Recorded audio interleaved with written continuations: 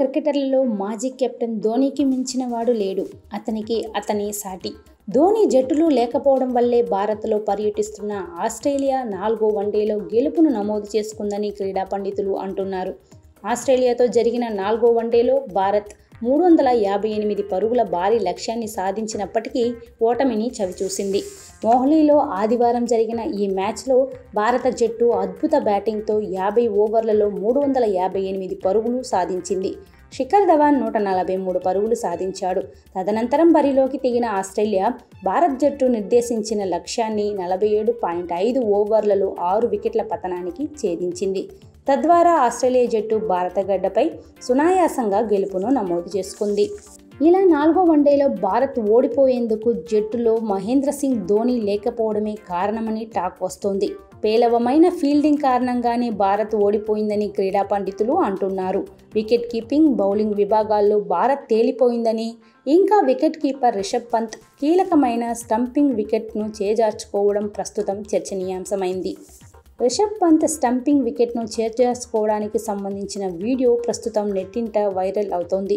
అదే రిషబ్ పంత్ స్థానంలో మహేంద్ర సింగ్ ధోనీ ఉంటే జట్టుకు విజయం ఖాయమయ్యేదని క్రీడా పండితులు జోస్యం చెబుతున్నారు. కాగా 4వ వన్డే భారత్ పరాజయంపై టీమిండియా మాజీ కెప్టెన్ మహేంద్ర సింగ్ ధోనీ కూడా స్పందించాడు. టీమిండియా ఓపెనర్లు రోహిత్ శర్మ, శిఖర్ ధవన్ ఈ మ్యాచ్లో అద్భుత ఇన్నింగ్స్ ఇచ్చారని, అయితే 3వ స్థానం కెప్టెన్ విరాట్ కోహ్లీ బ్యాటింగ్కు దిగకుండా కేఎల్ రాహుల్ను దించడం ప్రస్తుతం సరైంది కాదన్నాడు. భారత జట్టు క్లిష్ట పరిస్థితుల్లో ఉన్నప్పుడు కేఎల్ రాహుల్ను బరిలోకి దించి ఉండాల్సింది.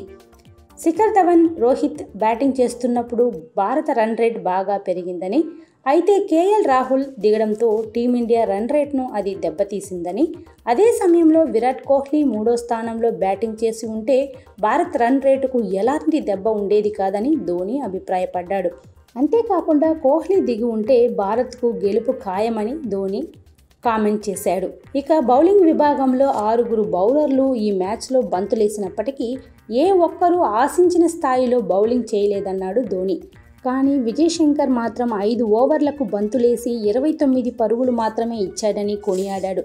కానీ కేదార్ జాదవ్, చాహల్ మాత్రం భారీగా పరుగులు సమర్పించుకున్నారని ధోనీ చెప్పాడు. కోహ్లీ మరిన్ని ఓవర్లు విజయ్ శంకర్కు ఇచ్చి ఉండాల్సిందని ధోనీ అభిప్రాయపడ్డాడు.